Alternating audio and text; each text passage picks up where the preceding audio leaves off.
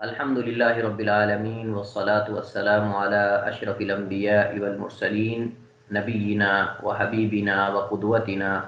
محمد وعلی آلہ واصحابہ اجمعین، اما بعد۔ ہمارا جو سب سے پہلے ہم نے طہارت کا باب پڑھا، اس کے بعد ہم نے نماز کے باب کو شروع کیا، نماز کے مسائل کو اور نماز کی فرضیت، اسی طرح نماز جو ہے وہ اس کو جمع کرنے کے مسائل۔ آج ہمارے پاس جو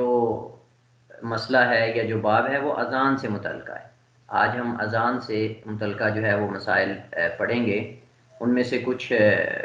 جتنا ہو سکا انشاءاللہ ہم پڑھنے کی کوشش کریں، چونکہ یہ باب آسان ہے، اس میں کوئی اتنا زیادہ اختلاف بھی نہیں ہے، اور کوئی اختلاف اگر ہے تو وہ اتنا زیادہ مفید بھی نہیں ہے۔ تو بہرحال پھر بھی انشاءاللہ ہم اس کے جو اہم مسائل ہیں ان سے گزریں گے، پڑھنے کی کوشش کریں گے۔ آپ جانتے ہیں کہ جب بھی ہم کوئی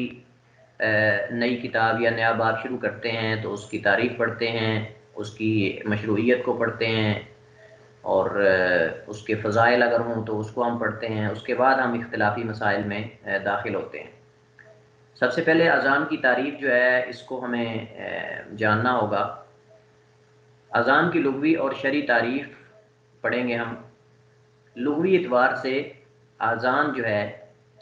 اصل میں یہ ہمارے ہاں الف مدہ کے ساتھ، مد کے ساتھ پڑھا جاتا ہے، ورنہ اصل عربی میں یہ حمزہ کے ساتھ ہے۔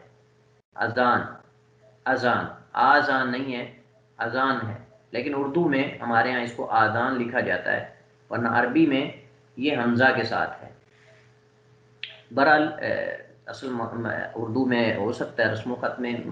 ہو سکتا ہے مختلف ہو سکتا ہے یہ، لیکن چلیے کوئی بات نہیں، کوئی فرق نہیں ہے اتنا زیادہ، معنی ایک ہی ہے۔ لغوی اعتبار سے آذان جو ہے یہ باب آذانا یؤذن، آذانا یؤذن، سوری، یہ لغوی اعتبار سے جو آذان ہے یہ باب آذانا یؤذن ایذانا و اذانا، یہ باب ہے، اس سے اسم ہے۔ باب آذانا یؤذن ایذانا و اذانا سے یہ اسم ہے باب آذانا یؤذن سے، اور اس کا معنی کیا ہوتا ہے؟ آگاہ کرنا، کسی کو انفارم کرنا، خبر کرنا کسی کو کسی چیز کی، جیسا کہ قرآن کریم میں اللہ تعالیٰ کا فرمان ہے وَأَذَانٌ مِّنَ اللَّهِ وَرَسُولِهِ إِلَى النَّاسِ يَوْمَ الْحَجِّ الْأَكْبَرِ، یہ سورہ توبہ کی آیت نمبر 3 ہے۔ اللہ تعالیٰ فرماتا ہے کہ اور اللہ اور اس کے رسول کی جانب سے حج اکبر کے دن تمام لوگوں کی طرف سے صاف اعلان ہے، صاف اعلان ہے۔ آگے ہے کہ ان اللہ و رسول بری من المشرکین، کہ بے شک اللہ اس کے رسول جو ہے مشرکین سے بری ہیں۔ اصل یہ اعلان ہے کہ اللہ تعالیٰ کی طرف سے، اس کے رسول کی طرف سے لوگوں کی طرف حج اکبر کے دن یہ اعلان ہے کہ بے شک اللہ اس کے رسول جو ہیں وہ مشرکین سے بری ہیں، اللہ اس کے رسول جو ہیں مشرکین سے بری ہیں، اصل یہ اعلان تھا۔ تو یہاں اذان جو ہے یہ بمعنی اعلان ہے، بمعنی اعلان ہے، کسی کو خبر کرنا، کسی کو فہم کرنا، کسی کو بتانا، آگاہ کرنا کسی خبر سے، کسی چیز سے۔ تو چونکہ اذان کے اندر جو ہے وہ نماز کے وقت سے آگاہ کیا جاتا ہے کہ نماز کا وقت داخل ہو چکا ہے، تو اسی وجہ سے اس کو جو ہے وہ اذان کہا گیا ہے۔ یہ تو اس کی لغوی تعریف تھی۔ اذان کی شرعی تعریف کیا ہے؟ شرعی اعتبار سے اذان سے مراد عبادت کی غرض سے، چونکہ اذان ایک عبادت ہے، اس کا اجر باقاعدہ بیان ہوا ہے، احادیث کے اندر اس کی فضیلت بیان ہوئی ہے، اس کی اہمیت بیان ہوئی ہے، اور اذان کہنے والوں کے فضائل ذکر کیے گئے ہیں۔ تو لہذا جب کسی چیز کی اہمیت اور فضیلت کو ذکر کیا جاتا ہے تو اس کا مطلب وہ عبادت ہے، اس پہ اجر ہے۔ جس چیز پہ اجر نہیں ہوتا وہ عبادت نہیں ہوتی۔ جتنی بھی عبادات ہیں ان میں اجر اللہ تعالیٰ نے جو ہے وہ رکھا ہوا ہے، ہر عبادت کے لیے مخصوص اجر اللہ تعالیٰ اس بندے کو عطا فرماتا ہے۔ اسی وجہ سے یہ اذان ایک عبادت ہے۔ تو عبادت کی غرض سے جو اذان کہتا ہے وہ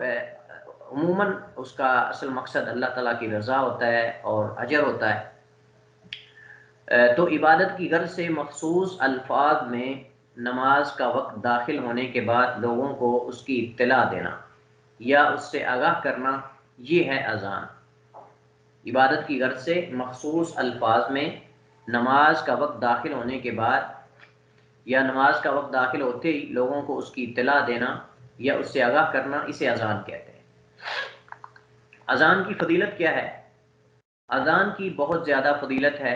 اور اذان کہنے والے کے لیے بہت بڑا اجر ہے، جیسا کہ مندرجہ ذیل احادیث سے واضح ہوتا ہے، مندرجہ ذیل احادیث سے واضح ہوتا ہے۔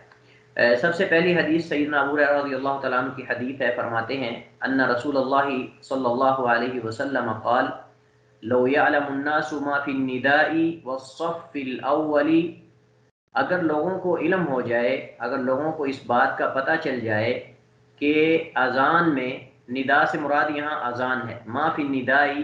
کہ اذان میں کتنا اجر ہے، والصف الاول اور پہلی صف میں کتنا اجر ہے، اگر لوگوں کو اس کا علم ہو جائے کہ اذان اور پہلی صف میں نماز پڑھنے کا کتنا زیادہ اجر ہے، ثم لم یجدوا تو ان کے پاس کوئی اور راستہ نہ رہے، ان کے پاس کوئی اور راستہ نہ رہے کس چیز کا، اور نماز پہلی صف میں پڑھنے کا، پھر ان کے لیے قرعہ ڈالنے کے سوا کوئی چارہ باقی نہ رہے، الا ان یستہیموا علیہ کہ ان کے پاس نہ رہے چارہ، نہ رہے کوئی اور راستہ سوائے قرعہ اندازی، یعنی اتنا رش ہو جائے، اتنی بھیڑ ہو جائے، اتنے لوگ جو ہے وہ پہلی صف میں بیٹھنے کے لیے اور اذان کہنے کے لیے تیار ہو جائیں کہ ان کے درمیان قرعہ اندازی کی جائے۔ آپ جانتے ہیں کہ جب بھی کسی چیز میں اختلاف واقع ہو جاتا ہے، ایک کام کو کرنے والے بہت زیادہ ہیں، ایک کہہ رہا ہے میں نے کرنا ہے، دوسرا کہہ رہا ہے میں نے کرنا ہے، اور جگہ کم ہو یا امکان کم ہو، اسپیس وہاں کم ہو، تو صاف ظاہر ہے کہ وہاں پھر ایسا انداز و طریقہ اختیار کیا جاتا ہے کہ جس میں کرنے والوں کے خلاف نہ کرنے والوں کے دل میں حسد اور بغض پیدا نہ ہو، جن سے ایسا کام طریقہ اختیار کیا جاتا ہے کہ جس طریقے کے بعد وہ کام کرنے والوں کے بارے میں نہ کرنے والوں کے دل میں کوئی حسد یا بغض یا اس طرح کی کوئی چیز پیدا نہ ہو۔ تو رسول اللہ صلی اللہ علیہ وسلم نے فرمایا کہ اگر لوگوں کو اذان کے اجر کا، اس کی فضیلت کا پتہ چل جائے، یعنی اس کے اجر کا کہ اذان میں اللہ نے کتنا بڑا اجر رکھا ہوا قیامت کے دن مؤذنوں کے لیے، اور پہلی صف میں کتنا بڑا اجر ہے اور ثواب ہے، اجر عظیم ہے، تو اس قدر لوگ اس کام کے لیے آگے بڑھنے کی ایک دوسرے سے کوشش کریں کہ سوائے قرعہ اندازی کے ان کے پاس کوئی اور حل نہ ہو۔ الا ان یستہیموا علیہ لستہموا، ہاں ان کے پاس نہ رہے چارہ مگر قرعہ اندازی کا، تو وہ قرعہ اندازی کریں، تو وہ ضرور اس پر قرعہ اندازی کرتے یا کریں۔ تو یہ پہلی حدیث ہے، اس حدیث سے جو ہے وہ اذان کی فضیلت کا پتہ چلتا ہے کہ اللہ کے نبی سے فرمایا کہ اگر لوگوں کو اس کی جو ہے وہ اس کی اجر کا پتہ چل جائے کہ اذان میں کتنا اللہ نے اجر رکھا ہوا ہے، تو لوگ اس پہ لڑائی کریں، آپس میں ایک دوسرے سے بڑھنے کی کوشش کریں، تو پھر ان کے پاس سوائے قرعہ اندازی کے کوئی دوسرا حل نہ رہے، کیونکہ ہر ایک چاہ رہا ہے کہ میں اذان کہوں، اس کو پتہ ہے کہ اجر ہے اس کے لیے۔ تو اجر کیا ہے ہم احادیث میں پڑھتے ہیں۔ دوسری حدیث جو ہے اس باب میں، وہ عبد الرحمن بن عبداللہ بن عبد الرحمن بن ابی صعصع انصاری مازنی جو ہے وہ اپنے باپ سے بیان کرتے ہیں، انہ اخبرہ ان ابا سعید الخدری رضی اللہ عنہ قال له انی اراک تحب الغنم والبادیۃ، کہ ابو سعید خدری صحابی رسول ہیں، انہوں نے عبد الرحمن کو کہا کہ عبداللہ بن عبد الرحمن کو کہا کہ مجھے لگتا ہے یا میں دیکھتا ہوں کہ تو بکریوں کو، اور جو بادیہ کا مطلب ہوتا ہے دیہات ہم کہہ سکتے ہیں اس کو، یا جنگل ہم کہہ سکتے ہیں، صحرا کہہ سکتے ہیں، مختلف اس پہ اطلاقات ہوتے ہیں لفظ بادیہ پہ، اس پہ اس سے جو ہے وہ دیہات بھی مراد لیے جا سکتے ہیں، اس سے جنگل بھی مراد لیا جا سکتا ہے، صحرا بھی مراد لیا جا سکتا ہے۔ بہرحال تو فرماتے ہیں کہ بے شک میں تجھے دیکھتا ہوں کہ تو پسند کرتا ہے بکریاں چرانا، اور بادیہ کا مطلب یہ ہے کہ تو جنگل میں رہنا پسند کرتا ہے۔ فَإِذَا كُنْتَ فِي غَنَمِكَ، پس جب تو ہو اپنی بکریوں میں، او بادیتی کا یا اپنے جو ہے وہ جنگل میں، یا پھر اپنے دیہات میں، یا کوئی بھی ہم اس کے لیے معنی بول سکتے ہیں، فَأَذَّنْتَ بِالصَّلَاةِ، تو جب تم جنگل میں اپنی بکریوں کو لیے ہوئے موجود ہو اور نماز کے لیے اذان دو، تو تم بلند آواز سے اذان دیا کرو۔ یعنی اس کا مطلب یہ کہ اس صحابی کو علم تھا کہ جب کوئی آدمی صحرا میں یا باہر جنگل میں یا کھیتوں میں یا کہیں بھی وہ بکریاں چرا رہا ہے، تو وہاں جب نماز کا وقت ہو جاتا ہے تو وہ اذان کہے گا اور اس کے بعد جو ہے وہ اقامت کہے کہ وہ نماز پڑھائے گا، یعنی اکیلا بھی وہ نماز کروا سکتا ہے۔ تو اس حدیث سے پتہ چلتا ہے کہ اس آدمی کو جو ہے وہ جس کو یہ بتایا جا رہا ہے اس کو اس چیز کا علم تھا کہ وہ اذان، لیکن حضرت ابو سعید خدری جو ہیں انہوں نے اس کو ایک اور ایسی چیز یا ایسا عمل بتایا کہ جس سے اس کو اجر زیادہ ملے۔ فرماتے ہیں کہ فرفع صوتک بالنداء، تو اپنی آواز کو جو ہے وہ اذان کے وقت بلند کرو، فإنه لا يسمع مدى صوت المؤذن جن ولا انس ولا شيء،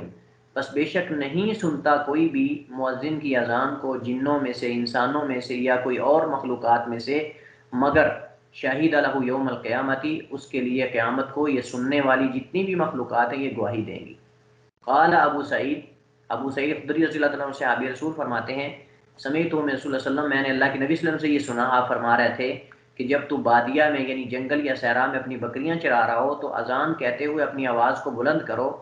بلند آواز سے اذان کہو، جہاں تک تمہاری آواز پہنچے گی، جو جو مخلوقات تمہاری آواز کو سنیں گی تو وہ تمہارے لیے قیامت کو گواہی دیں گی کہ ہم نے اس کی اذان سنی ہے اور یہ جو ہے وہ اذان کہتا تھا، ایک نیک عمل جو ہے وہ سر انجام دیتا تھا یا وہ کام کرتا تھا۔ تو اس وجہ سے تاکہ تمام مخلوقات تمہارے لیے قیامت کو گواہ بن جائیں تمہارے اس نیک عمل کا، تو تم جو ہے وہ بلند آواز سے اذان کہا کرو۔ تو یہ اس دور کی بات ہے، اس دور کے اندر تو لاؤڈ سپیکر موجود ہیں، جدید وسائل موجود ہیں آواز پہنچانے کے، تو اس دور کے اندر تو زیادہ مخلوقات سن سکتی ہیں، اس دور کے اندر تو اس دور کی بنسبت زیادہ انسان اجر حاصل کر سکتا ہے، کیونکہ اس دور کے اندر جو ہے وہ اذان کی آواز بہت دور دور تک جاتی ہے۔ خصوصاً جو ہے وہ شہروں کے اندر تو ہم نہیں کہہ سکتے، لیکن دیہاتوں کے اندر اذان کی آواز بہت دور دور تک جاتی ہے، چونکہ وہاں اتنی زیادہ عمارتیں اور بلڈنگیں وغیرہ آبادی نہیں ہوتی کہ جو آواز کو روک سکے، تو وہاں تو تمام مخلوقات سن سکتی ہیں اور دور دور تک سن سکتی ہیں۔ تو بہرحال یہ ایک اذان کی فضیلت ہے کہ جہاں تک ان مؤذن کی آواز جاتی ہے اور جتنی مخلوقات بھی اس کی آواز کو سنتی ہیں، قیامت کو اس کے لیے اللہ تعالیٰ کے سامنے، باری تعالیٰ کے دربار میں وہ گواہی دیں گی کہ اللہ یہ تیرا بندہ اذان کہتا تھا، تیرے بندوں کو تیری عبادت کے لیے بلاتا تھا، انہیں انفارم کرتا تھا، انہیں آگاہ کرتا تھا، انہیں تنبیہ کرتا تھا، حی علی الصلاح حی علی الفلاح، کہ صلاح جو ہے وہ کامیابی کی طرف آؤ، فلاح کی طرف آؤ۔ تو یہ جو ہے وہ فضیلت ہے دوسری حدیث اس کے بارے میں۔ تیسری حدیث حضرت معاویہ رضی اللہ تعالیٰ عنہ سے ہے، قال، انہوں نے فرمایا سمیعت رسول اللہ صلی اللہ علیہ وسلم، میں نے اللہ کے نبی صلی اللہ علیہ وسلم سے سنا، یقول، وہ فرما رہے تھے، المؤذنون اطول الناس اعناقا یوم القیامہ، کہ جو مؤذنین ہیں یہ قیامت کو سب سے لمبی گردنوں والے ہوں گے، اونچی گردنے والے ہوں گے۔ جو مؤذن ہیں اذان کہنے والے، قیامت کو ان کو ایک خاص جو ہے وہ اللہ تعالیٰ خوبی خصوصیت دے گا کہ دیگر لوگوں سے یہ نمایاں نظر آئیں گے اور ان کی گردنیں تمام لوگوں سے اونچی ہوں گی، بلند ہوں گی، دور سے پتہ چل جائے گا کہ یہ اللہ کے نبی صلی اللہ علیہ وسلم کی، یہ امت محمدیہ کے وہ لوگ ہیں جو مسلمانوں کو اللہ کی عبادت کے لیے آگاہ کرتے تھے، خبردار کرتے تھے اور ان کو اللہ کے گھر میں اس کی عبادت کے لیے بلاتے تھے۔ تو مؤذنین جو ہیں ان کی قیامت کو گردنیں جو ہیں وہ بلند ہوں گی۔ اس معنی میں محدثین کے کئی ایک اقوال ہیں، اس معنی میں محدثین کے کئی ایک اقوال ہیں کہ لمبی گردن سے کیا مراد ہے، لمبی گردن سے کیا مراد ہے۔ بعض نے کہا کہ حقیقت میں ان کی گردنیں جو ہیں وہ باقیوں سے اونچی ہوں گی، اور بعض نے کہا کہ نہیں، بلکہ اس سے مراد اللہ کی نعمتیں ہیں کہ وہ اللہ تعالیٰ ان کو جو ہے وہ ایسی ایسی نعمتیں دے گا کہ وہ دوسروں سے نمایاں ہوں گے، اور مختلف اقوال اس میں ہیں۔ لیکن برحال جو ہے وہ جو بھی معنی لیا جائے، حقیقت ایک ہی ہے کہ اللہ تعالیٰ ان کو قیامت والے دن اجر عظیم سے نوازے گا اور ان کو ایک ایسی خصوصیت اللہ تعالیٰ عطا کرے گا کہ جو دیگر لوگوں کے پاس نہیں ہو۔ یہ تین احادیث جو ہیں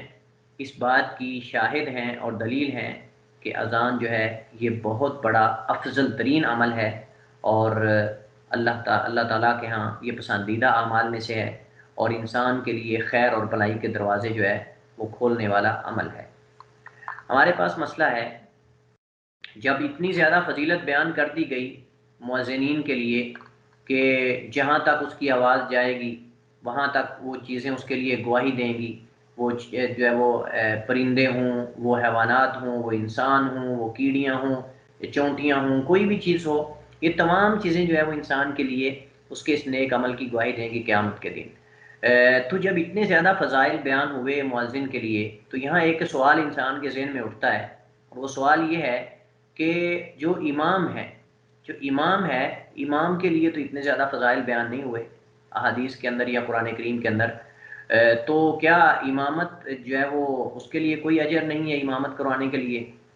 یا پھر ہم یہ کہہ سکتے ہیں کہ مؤذن کا اس کا مطلب یہ ہے کہ مؤذن جو ہے اذان کہنے والا وہ افضل ہے امام سے؟ تو یہ اصل اختلاف ہے فقہا میں، یہ اختلافی مسئلہ ہے جس کو ہم اب پڑھنے لگے ہیں، کیونکہ اس کا تعلق اسی کے ساتھ ہے، فضائل کے ساتھ۔ تو مؤذن کے اتنے زیادہ فضائل بیان ہوئے ہیں جتنے امام صاحب کے نہیں ہوئے، تو کیا جو ہے وہ مؤذن افضل ہے، اذان کہنا افضل ہے، یا امامت کروانا افضل ہے؟ یہ مسئلہ ہے جس کو فقہا نے ڈسکس کیا ہے۔ تو اس میں ہمارے پاس جو ہے وہ دو قول ہیں، جو معتبر اقوال ہیں وہ دو ہیں، اگرچہ اس میں 4-5 اقوال ہیں، لیکن جو معتبر قول ہیں وہ دو ہیں۔ پہلا قول یہ ہے کہ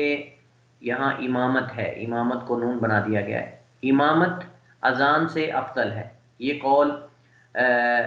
حنفیہ، حنابلہ اور بعض شافعیہ کا ہے۔ ان میں سے جتنے بھی فقہاء ہیں مذاہب اربعہ میں، تمام مذاہب میں دو دو قول پائے جاتے ہیں، تمام مذاہب میں یعنی مذاہب اربعہ میں دو دو قول پائے جاتے ہیں۔ پہلا قول یہ ہے کہ امامت افضل ہے اذان سے، دوسرا قول یہ کہ اذان افضل ہے امامت سے، تو دو دو قول، لیکن جو معتبر ان کے ہاں مذہب ہے وہ ہم یہ یہاں پڑھ رہے ہیں۔ تو پہلا قول یہ کہ امامت اذان سے افضل ہے، اور یہ قول حنفیہ، حنابلہ اور بعض شافعیہ کا ہے، بعض شافعیہ کا اور حنفیہ اور حنابلہ کا یہ مذہب ہم کہہ سکتے ہیں۔ انہوں نے کہا کہ امامت جو ہے یہ اذان سے افضل ہے۔ ان کی دلیل کیا ہے؟ ان کی دلیل یہ ہے کہ رسول اللہ صلی اللہ علیہ وسلم نے رسول اللہ صلی اللہ علیہ وسلم نے اور خلفائے راشدین نے اس عمل کو اختیار کیا ہے۔ انہوں نے کہا کہ اگر یہ افضل عمل نہ ہوتا تو انبیاء یا رسول اللہ صلی اللہ علیہ وسلم اور خلفائے راشدین جو ہے وہ اذان والا عمل اختیار کرتے، وہ اذان والا عمل اختیار کرتے، وہ مؤذن بنتے، وہ امام نہ بنتے، کیونکہ ہمیشہ جو ہے وہ نبی علیہ السلام اور آپ کے جو صحابہ ہیں، آپ کے جو ماننے والے ہیں، ان کی یہ حرص ہے، ان کا یہ طمع ہوتا ہے کہ وہ سب سے جو افضل ترین عمل ہے اللہ تعالیٰ کے ہاں وہ کریں۔ تو اللہ کے نبی صلی اللہ علیہ وسلم جو ہے وہ خیرات کی طرف سبقت لے جانے والے تھے آپ صلی اللہ علیہ وسلم، اور آپ ہمیشہ افضل عمل کو اختیار کرتے تھے، بہتر عمل کو اختیار کرتے تھے۔ تو اگر جو ہے وہ اذان امامت سے افضل ہوتی تو آپ صلی اللہ علیہ وسلم اذان کہتے، آپ بلال رضی اللہ عنہ کو اذان پہ نہ لگاتے بلکہ آپ خود جو ہے وہ اذان کہتے۔ اور اسی طرح خلفائے راشدین جو ہے انہوں نے بھی اللہ کے نبی صلی اللہ علیہ وسلم کی اقتداء کرتے ہوئے وہ بھی امام رہے، امامت کرواتے تھے، اذان نہیں کہتے تھے۔ تو کہتے ہیں کہ اس سے پتہ چلتا ہے کہ امام کا جو عمل ہے وہ بہتر ہے مؤذن کے عمل سے، یعنی امامت بہتر اور افضل ہے اذان کہنے سے۔ تو یہ ان کی دلیل ہے۔ دوسرا قول ہمارے پاس اس مسئلے میں وہ یہ ہے کہ اذان امامت سے افضل ہے، پہلے کے بالکل برعکس، وہ یہ ہے کہ اذان امامت سے افضل ہے۔ یہ قول شافعیہ کا، مالکیہ کا اور بعض حنابلہ کا ہے، اور اس میں حنفیہ کا بھی، بعض حنفیہ نے بھی کہا ہے کہ اذان جو امامت سے افضل ہے۔ میں نے آپ کو بتایا کہ مذاہب اربعہ میں اس میں دو دو قول ہیں، لیکن معتبر جو اقوال وہ میں آپ کو ذکر کر رہا ہوں کہ اصل ان کے یہاں مفتہ بھی کیا ہے۔ تو پہلا قول جو ہے وہ حنفیہ اور حنابلہ کے ہاں مفتہ بھی جو ہے وہ یہی ہے کہ امامت جو ہے وہ اذان سے افضل ہے، لیکن ان کے ہاں دوسرا قول بھی پایا جاتا ہے، اور بعض شافعیہ کا قول، لیکن ان کا اصل قول جو ہے وہ دوسرے اذان والا ہے کہ اذان امامت سے افضل ہے۔ تو یہ قول شافعیہ اور مالکیہ کا ہے اور بعض حنابلہ کا ہے کہ اذان امامت سے افضل ہے۔ ان کی دلیل کیا ہے؟ ان کی دلیل پہلی تو یہ اللہ تعالیٰ کا فرمان ہے، اللہ تعالیٰ قرآن کریم میں فرماتا ہے وَمَنْ أَحْسَنُ قَوْلًا مِّمَّنْ دَعَا إِلَى اللَّهِ وَعَمِلَ صَالِحًا، کہ اور بات کے اعتبار سے اس سے اچھا کون ہے جو اللہ کی طرف بلائے اور نیک عمل کرے۔ وَمَنْ أَحْسَنُ قَوْلًا مِّمَّنْ دَعَا إِلَى اللَّهِ، اور کون زیادہ بہتر ہو سکتا ہے، اچھا ہو سکتا ہے، قولاً قول کے اعتبار سے، کہنے کے اعتبار سے، ممن دعا اس آدمی سے، اس شخص سے، دعا الی اللہ جس نے اللہ کی طرف بلایا، لوگوں کو اللہ کی طرف بلایا، دعوت دی رب کی طرف، باری تعالیٰ کی طرف، وعمل صالحا، اور اس نے نیک اعمال کیے۔ تو اس سے بڑھ کر کوئی افضل نہیں ہو سکتا، اس سے اچھا کوئی جو ہے وہ نہیں ہو سکتا اللہ تعالیٰ کے ہاں۔ اور حضرت عائشہ رضی اللہ عنہا سے جو ہے وہ منقول ہے ان کا قول، وہ کہتی ہیں کہ یہ آیت جو ہے، یہ جو ہم نے آیت پڑھی ہے ومن احسن قولا ممن دعا الی اللہ وعمل صالحا، وہ کہتی ہیں کہ یہ ام المؤمنین عائشہ رضی اللہ عنہا فرماتی ہیں کہ یہ آیت جو ہے یہ مؤذنین کے بارے میں اتری ہے، اذان کہنے والوں کے بارے میں اتری ہے، کہ اس سے مراد وہ لوگ ہیں جو اللہ کی طرف لوگوں کو بلاتے ہیں، جو خیر کی طرف، بلائی کی طرف اور اس نیک عمل نماز کی طرف لوگوں کو بلاتے ہیں اور دعوت دیتے ہیں، تو اس سے مراد وہ لوگ ہیں۔ یہ ان کی پہلی دلیل ہے آیت، اور انہوں نے بطور استشہاد جو حضرت عائشہ رضی اللہ عنہ کا قول ذکر کیا ہے، فرماتی ہیں کہ نزلت فی المؤذنین، کہ یہ آیت جو ہے مؤذنین کے بارے میں، جو اذان کہنے والے ان کے بارے میں اتری ہے۔ ان سے مراد وہ لوگ ہیں جو اذان کہتے ہیں، لوگوں کو نماز کی طرف بلاتے ہیں۔ لیکن راجح یہی ہے کہ یہ آیت صرف مؤذنین کے ساتھ خاص نہیں، بلکہ ہر وہ بندہ اس میں داخل ہے جو اللہ کی طرف بلاتا ہے، وہ کسی بھی وسیلے سے ہو، وہ فیس بک کے ذریعے ہو، ٹویٹر کے ذریعے ہو، جو ہے وہ پرنٹ میڈیا ہو، سوشل میڈیا ہو، یا لائیو ہو، ممبر پر ہو، یا پھر درس و تدریس کی صورت میں ہو، یا پھر لیکچر کی صورت میں ہو، کسی بھی صورت میں ہو جو کسی کو اللہ تعالیٰ کی طرف بلاتا ہے، وہ جائز وسائل کے ذریعے، وہ تمام جو ہے وہ اس آیت میں اور اس فضیلت میں داخل ہے۔ دوسرا جو ہے وہ دلیل ان کی حضرت ابو ہریرہ رضی اللہ تعالیٰ عنہ کی حدیث ہے، فرماتے ہیں ان رسول اللہ صلی اللہ علیہ وسلم، نبی صلی اللہ علیہ وسلم میں وہی جو حدیث ہم نے پڑھی ہے، لو یعلم الناس ما فی النداء والصف الاول ثم لم یجدوا الا ان یستہموا علیہ لستہموا، فرماتے ہیں کہ اللہ کے نبی صلی اللہ علیہ وسلم نے فرمایا کہ اگر لوگ جو ہے وہ یہ جان لیں کہ نماز میں اور صف اول میں کتنی بڑی فضیلت ہے، کتنا بڑا اجر ہے، تو ان کے پاس سوائے قرآن اندازی کے کوئی چارہ کار نہ رہے اختلاف سے بچنے کے لیے، لستہموا، تو وہ اس پر قرآن اندازی کریں، البتہ ضرور جو ہے وہ اس پر وہ قرآن اندازی کریں۔ راجح موقف کیا ہے؟ راجح موقف یہی ہے کہ اذان امامت سے افضل ہے، جیسا کہ اس کے بارے میں بے شمار احادیث جو وارد ہوئی ہیں، اور اس کا مطلب یہ نہیں ہے کہ امامت جو ہے اس میں اجر نہیں ہے، امامت میں اجر نہیں ہے، امامت میں اجر ہے، لیکن جو ہے وہ امامت کا جو مسئولیت اور ذمہ داری ہے وہ اذان سے زیادہ ہے۔ اذان میں جو ہے وہ مؤذن کے لیے تمام احکامات کا جاننا جو ہے وہ ضروری نہیں ہے، وہ یعنی اس کا فقیہ ہونا، اس کا جو ضروری مسائل ان سے آگاہ ہونا، لیکن امامت میں یہ شرط ہے، امامت میں یہ شرط ہے کہ امام جو ہے وہ اہم مسائل سے آگاہ ہو اور باخبر ہو، کیونکہ نماز میں انسان کو کسی بھی جو ہے وہ مسئلے کا سامنا کرنا پڑ جاتا ہے یا پڑ سکتا ہے، تو اس صورت میں پھر کیا کرنا ہے؟ اگر امام کو پتہ ہی نہ ہو تو وہ کیا کرے گا؟ تو اس وجہ سے ہم یہ کہہ سکتے ہیں کہ اجر موجود ہے امامت کے اندر بھی، لیکن حدیث کے اندر جو زیادہ فضائل بیان ہوئے ہیں وہ چونکہ مؤذن کے ہیں، اذان کہنے والے کے ہیں، تو اس وجہ سے ہم یہ کہہ سکتے ہیں کہ اذان جو ہے وہ اجر کے اعتبار سے جو ہے وہ افضل ہے امامت سے، لیکن امامت جو ہے وہ ذمہ داری کے اعتبار سے زیادہ جو ہے وہ ہم کہہ سکتے ہیں کہ اس لیے اللہ کے نبی صلی اللہ علیہ وسلم نے اس عمل کو اختیار کیا ہے کہ لوگوں کی اقتداء کرنا اور لوگوں کو جو ہے وہ نماز پڑھانا، یہ بھی ایک بہت بڑا عمل ہے۔ لیکن حدیث میں جو اجر بیان کیا گیا ہے وہ چونکہ اذان کیا ہے زیادہ، اس وجہ سے ہم یہ کہہ سکتے ہیں کہ اذان جو ہے وہ امامت کروانے سے اذان کہنا افضل ہے اور بہتر ہے، لیکن دونوں میں ہی اللہ تعالیٰ کے ہاں اجر عظیم ہے۔ باقی رہی بات کہ اللہ کے نبی صلی اللہ علیہ وسلم نے جو ہے وہ اذان والا عمل کیوں نہیں اختیار کیا، صحابہ نے، خلفائے راشدین نے یہ عمل کیوں نہیں اختیار کیا، تو میں بتا چکا ہوں۔ اس کی وجہ یہ ہے کہ اذان تو کوئی بندہ بھی کہہ سکتا ہے، اذان تو کوئی بندہ بھی کہہ سکتا ہے، لیکن امامت کے لیے یہ ایک ذمہ داری ہے، یہ مسئولیت ہے، اور یہ بہت بڑا حساس مسئلہ ہے۔ امامت جس طرح کی بھی ہو وہ امامت ہوتی ہے، اس کے لیے اہل لوگ جو ہیں وہ ان کو منتخب کیا جاتا ہے۔ تو امامت کے لیے چونکہ اہلیت ہونا ضروری ہے، مسائل کا علم ہونا، تو اللہ کے نبی صلی اللہ علیہ وسلم سے زیادہ تو کوئی نہیں جانتا تھا نا مسائل کو، آپ تو نبی ہیں اور رسول ہیں، اور ویسے بھی اگر کسی بڑے امام کو جو وقت کا امام ہو، وہ اگر کسی کے پیچھے کھڑے ہو کے نماز پڑھ رہا ہو، تو اس میں جو ہے وہ مسلمانوں کے ہاں تو کوئی حرج نہیں، لیکن غیر مسلم جو ہے وہ ممکن ہے کہ اس سے متاثر ہو، وہ کہیں کہ دیکھیں یار، یہ دیکھیں یہ فلاں آدمی کو اس نے آگے کھڑا کر دیا ہے، فلاں یہ کر دیا ہے۔ بہرحال کئی اس میں اشکالات پیدا ہو سکتے ہیں، اسی وجہ سے یہ خلفائے راشدین، اس کے بعد جو ہے وہ خلافت بنی عباس، اور کئی ایک جو ہے وہ ادوار تک یہ رہا ہے کہ جو خلیفہ ہوتا تھا وہی جو ہے وہ حج کا خطبہ دیتا تھا اور وہی جو ہے وہ امامت کرواتا تھا۔ تو اس کے بعد جو ہے پھر جیسے جیسے جہالت عام ہوتی گئی اور علم اٹھتا گیا، تو ایسے ایسے خلفاء آئے کہ اگرچہ اخلاق کے اعتبار سے، عمل کے اعتبار سے وہ نیک تھے، لیکن ان کے اندر یہ امامت کے جو فرائض ہیں ان کی جو ذمہ داریاں ہیں شاید وہ ان کو اچھے طریقے سے آسان طریقے سے ادا نہیں کر سکتے تھے، اسی وجہ سے انہوں نے امامت نہیں کروائی۔ حالانکہ اس سے پہلے جو ہے یہ جو خلیفہ ہوتا تھا، جو وقت کا امام ہوتا تھا، جو بادشاہ ہوتا تھا، وہی امامت کرواتا تھا، وہی جو ہے وہ لوگوں کو حج کا خطبہ دیتا تھا، جیسا کہ خلفائے راشدین میں یہ بات معروف تھی۔ بہرحال تو ہم یہ کہہ سکتے ہیں کہ چونکہ اس کی ذمہ داری اس میں زیادہ ہے، مسئولیت زیادہ ہے، اس وجہ سے اللہ کے نبی صلی اللہ علیہ وسلم نے وہی اور خلفائے راشدین نے بھی وہی عمل اختیار کیا۔ لیکن مؤذن کوئی اذان کوئی بندہ بھی کہہ سکتا ہے، اس میں جو ہے وہ تمام احکامات کا اور ان چیزوں کا جو ہے وہ ہونا شرط نہیں ہے کہ اسے تمام جزوی مسائل کا علم ہو مؤذن کو۔ اس میں خوبصورتی ہے، انشاءاللہ ہم پڑھیں گے۔ اذان کے لیے جو ہے وہ کچھ شروط ہیں۔ اذان کی ابتدا کے سلسلے میں سب سے زیادہ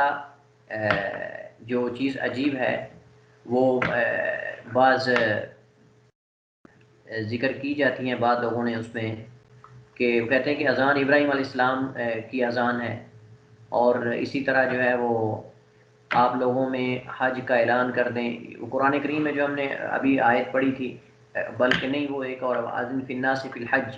کہ اللہ تعالیٰ نے ابراہیم علیہ السلام کو کہا کہ لوگوں کو حج کے لیے بلاؤ، اس کی دعوت دو، تو بعد نے کہا کہ یہ جو ہے وہ سب سے پہلی اذان حضرت ابراہیم علیہ السلام کی تھی، انہیں اللہ تعالیٰ نے اذان کہنے کا کہا۔ یہ بات درست نہیں ہے، کہتے ہیں کہ اس سے جو ہے وہ ابراہیم علیہ السلام نے اس کا آغاز کیا تھا، اس کے بعد اللہ کے نبی صلی اللہ علیہ وسلم نے جو ہے وہ اذان کہی۔ اس طرح کے جو ہے وہ جو من گڑت موضوع روایات ضعیف ہوتی ہیں وہ لی جاتی ہیں، یعنی وہ کہتے ہیں کہ سب سے پہلے اذان کی ابتدا کیسے ہوئی، کہتے ہیں ابراہیم علیہ السلام نے کی تھی، بعد نے کہا اللہ کے نبی صلی اللہ علیہ وسلم نے کی تھی۔ ایسی روایات ذکر کی جاتی ہیں، جیسا کہ حافظ ابن حجر رحمہ اللہ نے فتح الباری میں یہ چیز ذکر کی ہے، لیکن درست نہیں ہے۔ صحیح حدیث سے پتہ چلتا ہے کہ وہ جو پہلی والی بات ہے کہ ابراہیم علیہ السلام نے سب سے پہلے اذان کہی، جیسے قرآن کریم میں وَأَذِّن فِي النَّاسِ بِالْحَجِّ يَأْتُوكَ رِجَالًا، تو اس میں یہ ہے کہ لوگوں کو حج کی طرف بلاؤ، تو وہ آپ کے پاس سواری پر آئیں گے، پیادے آئیں گے، چل کر آئیں گے، تو اس سے لیا بعض لوگوں نے۔ بعد نے کہا کہ اللہ کے نبی صلی اللہ علیہ وسلم نے سب سے پہلے اذان کہی، حالانکہ اس کی جو ہے وہ کوئی صحیح دلیل موجود نہیں ہے۔ جو دلیل پیش کی جاتی ہے وہ یہ ہے کہ اس کی وہ سند جو ہے اس میں ایک ایسا راوی ہے جو مجہول ہے، مجہول الحال، اس کا پتہ ہی نہیں وہ کون ہے۔ صحیح حدیث سے پتہ چلتا ہے کہ اذان رسول اللہ صلی اللہ علیہ وسلم کے عہد مبارک میں مدینہ شریف میں مشروع ہوئی۔ ذیل میں چند ایک حدیث ہیں، صحیح حدیث پیش کی جاتی ہیں۔ حضرت نافع جو ہیں وہ ابن عمر رضی اللہ عنہما سے روایت کرتے ہیں، کانا یقول، فرمایا کرتے تھے، کانا المسلمون حین قدیموا المدینہ، جب مسلمان شروع میں آغاز میں مدینہ میں آئے، یجتمعون، جمع ہوتے تھے،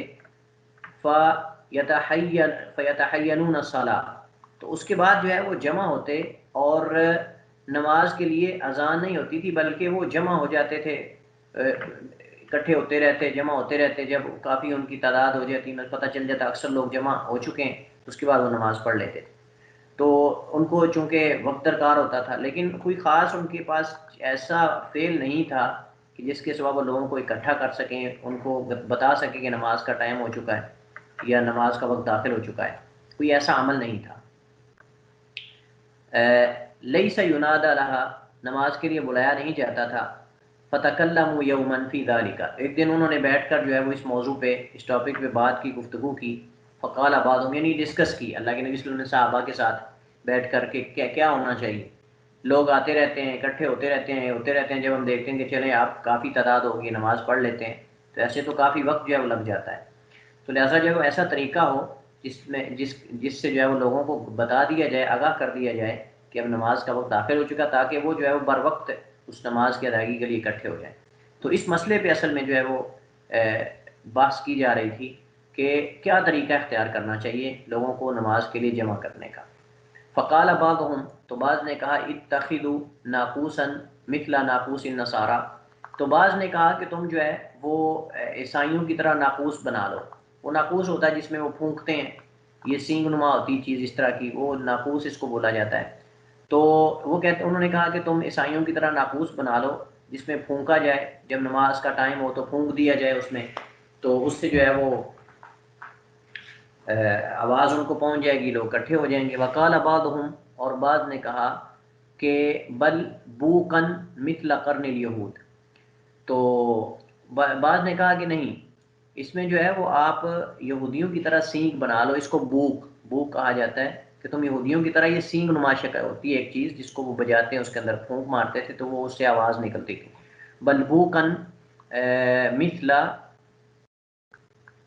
مثل قرن الیہود، تو یہودیوں کی طرح کا کوئی سینگ نما کوئی چیز بنا لو جس کے اندر پھونک مارنے سے آواز آئے اور لوگوں کو پتہ چل جائے. فقال عمر،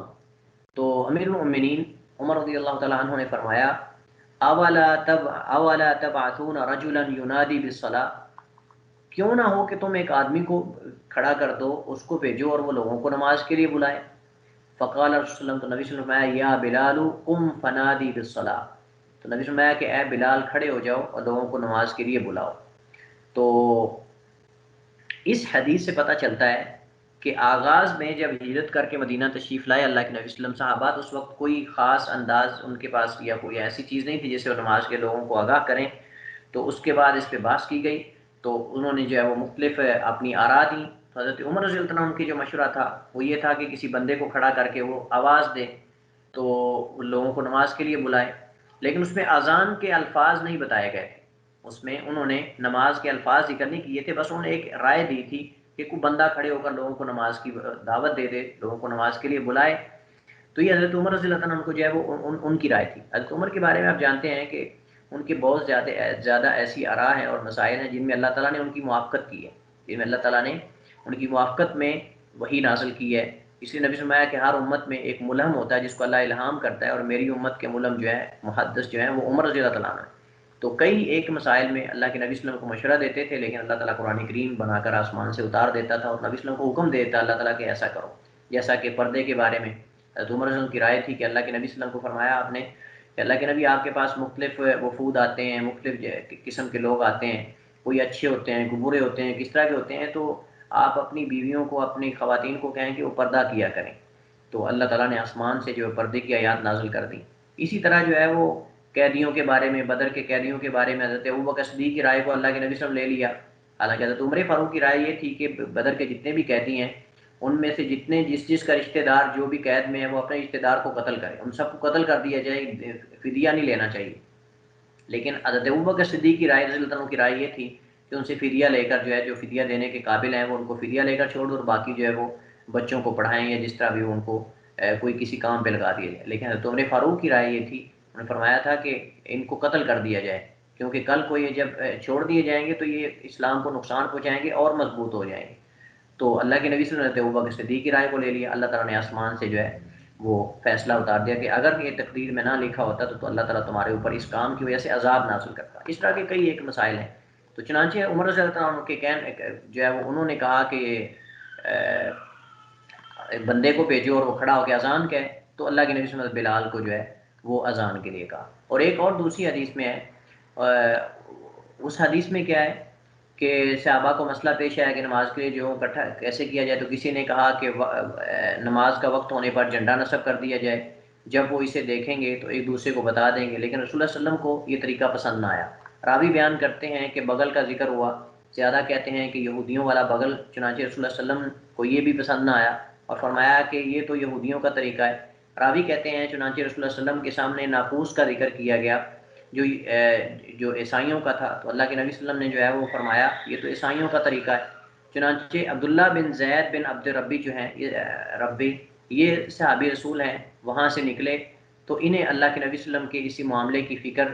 جو ہے وہ کھائے جا رہی تھی، وہ اسی سوچ میں غرق تھے. چنانچہ انہیں خواب میں اذان دکھائی گئی. جب انہوں نے یہ ساری ڈسکس، یہ تمام بحث کو سنا تو ان کے جو ہے وہ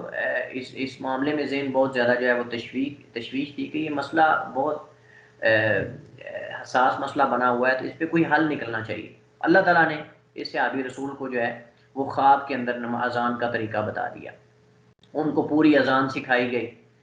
خواب کے اندر. صحابی رسول کو عبداللہ بن زید بن عبد ربی کو، اس صحابی رسول کو جو ہے اذان سکھائی گئی. راوی کہتے ہیں جب وہ صبح رسول اللہ صلی اللہ علیہ وسلم کے پاس آئے تو انہیں اپنی خواب بیان کرتے ہوئے کہنے لگے میں اپنی نیند اور بیداری کے درمیان والی حالت میں تھا کہ ایک شخص آیا اور مجھے اذان سکھائی. راوی کہتے ہیں اس سے قبل عمر رضی اللہ تعالیٰ عنہ نے اب بھی یہ خواب دیکھ چکے تھے، لیکن انہوں نے اسے 20 روز تک چھپائے رکھا اور بیان نہ کیا.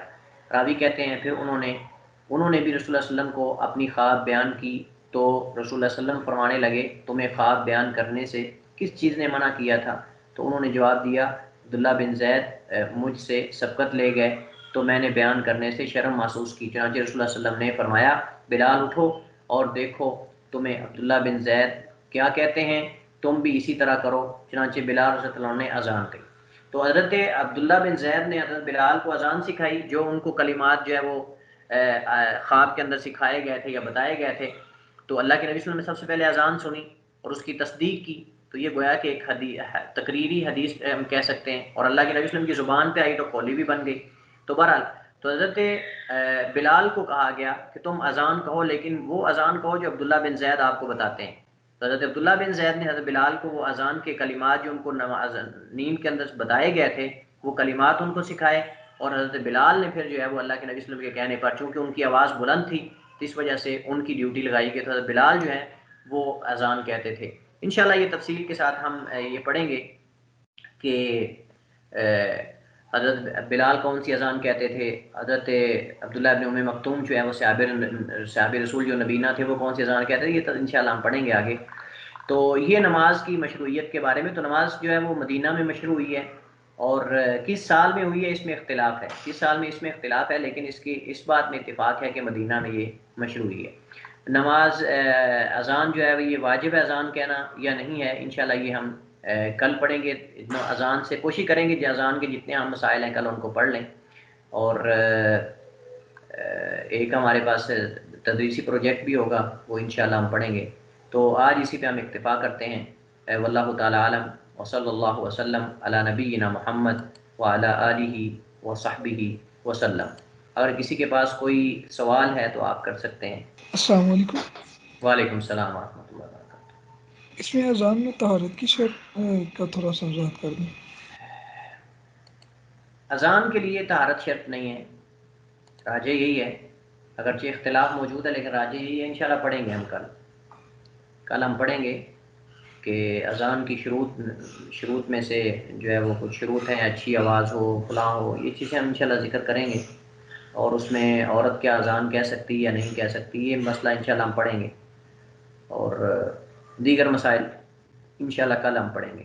ٹھیک ہے جی۔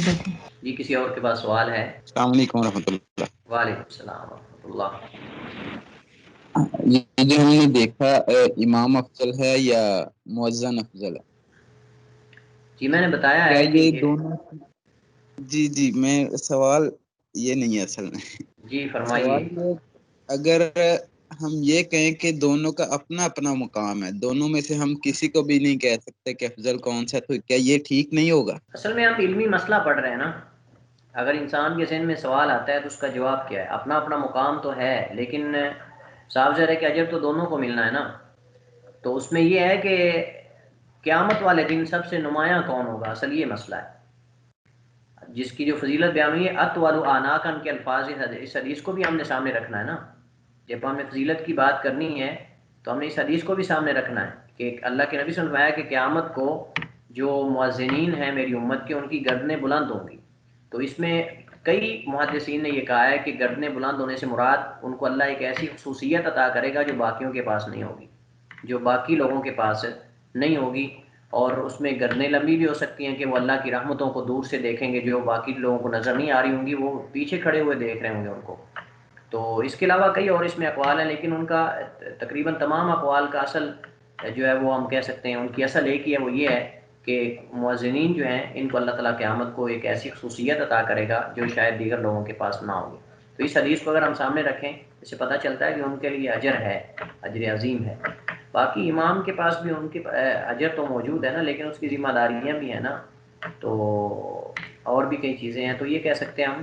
کہ اجر دونوں کے لیے ہے، لیکن جو فضیلت کے اعتبار سے حدیث بیان ہوئی ہیں وہ مؤذن کے بارے میں زیادہ ہے۔ اب ٹھیک ہے جی جزاک اللہ۔ استاد محترم بس ایک چیز پوچھنی تھی، کیا اس کا مطلب ہے جب مکے میں نماز پڑھی جاتی تھی تو اس وقت اذان نہیں تھی، بغیر اذان کی نماز جی بغیر اذان کے پڑھتے تھے، بالکل ایسے ہی ہے، بغیر اذان کے پڑھتے تھے، مدینہ میں اذان مشروع ہوئی ہے، راجح یہی ہے۔ بعض نے کہا ہے کہ مکہ میں اذان کہی گئی ہے، لیکن ایسی کوئی بات نہیں ہے، اذان جو ہے وہ مدینہ میں ہی مشروع ہوئی ہے۔ جیسے یہ کلمات کے ساتھ، یہ جو مشروع اذان کے کلمات ہیں ان کے ساتھ جو ہے وہ اذان مدینہ میں مشروع ہوئی ہے، لیکن ممکن ہے کہہ سکتے ہیں ہم کہ اس سے پہلے کوئی ان کے پاس جو ہے وہ نماز کے اوقات کا کیسے معلوم کرتے تھے. بعض روایات پیش کی جاتی ہیں حضرت عمر رضی اللہ عنہ کے بارے میں کہ انہوں نے کہا کہ آج اذان جو ہے وہ میرے اسلام لانے کے بعد آج، لیکن وہ نماز کا ذکر ہے، وہ اذان کا ذکر نہیں ہے. وہ جس حدیث میں نا انہوں نے کہا کہ آج اگر میں اسلام لے آیا ہوں تو اگر آج بھی چھپ کر نماز پڑھنی تو میرے اسلام جی لانے کا کیا فائدہ ہے، لیکن اس میں اذان کا ذکر نہیں ہے. بعض ذکر کرتے ہیں کہ حضرت بلال کو کہا کہ اذان تم بیت اللہ کی چھت پہ چڑھ کے اذان کہو، لیکن وہ فتح مکہ کے موقع پر ایسے ہوا تھا. حضرت عمر رضی اللہ عنہ کے اسلام لانے کے بعد ایسا نہیں ہوا تھا. اگرچہ اس روایت میں بھی کلام موجود ہے تو، لیکن یہ ہے کہ راجح یہی ہے کہ اذان مدینہ میں ہی مشروع ہوئی ہے، لیکن تاریخ میں اختلاف ہے کہ 2 ہجری میں ہوئی ہے یا پھر اس سے پہلے ہوئی یا اس کے بعد ہوئی ہے. یہ بالکل ایسے ہی اختلاف، اصل میں یہ جو آغاز والی چیزیں ہیں ان میں اختلاف اس وجہ سے ہے کہ اس وقت ابھی تک ہجری جو ہے اس کا آغاز نہیں ہوا تھا. خصوصاً اسلام سے پہلے جو اللہ کے نبی وسلم کی ولادت کے بارے میں آپ دیکھیں کہ اختلاف ہے، لیکن وفات کے بارے میں اتفاق ہے. اس لیے اس وقت جو ہے مسلمان زیادہ ہو چکے تھے اور ان چیزوں کا اہتمام صحابہ نے کیا، لیکن اسلام سے قبل جو ہے وہ کس کو پتا تھا کہ کل یہ نبی بننے والے ہیں. تو اس وجہ سے اللہ کے نبی وسلم کی ولادت کے بارے میں تاریخ میں تو اختلاف ہے کہ تاریخ کون سی تھی، لیکن آپ کی وفات کے بارے میں کوئی جو ہے وہ اختلاف نہیں ہے. تو اسی طرح ہی بعض چیزیں جو شروع اسلام میں تھیں ان کی تاریخوں کے بارے میں اختلاف موجود ہے، کیونکہ اس وقت ابھی چند لوگ مسلمان تھے اور جو ہے وہ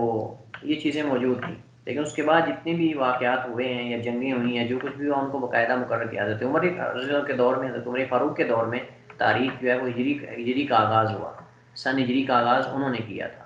تو جب سن ہجری کا آغاز ہو گیا تو اس کے بعد تو تاریخیں مست تھیں، لیکن اس سے پہلے جو ہے ہم یہ کہہ سکتے ہیں کہ آغاز میں کچھ اختلافات موجود تھے تواریخ کی تحدید میں اور تعین میں. چلیے اسی پہ اکتفا کرتے ہیں آج، کل انشاءاللہ ملیں گے. اجازت چاہتا ہوں آپ سے. السلام علیکم ورحمۃ اللہ وبرکاتہ.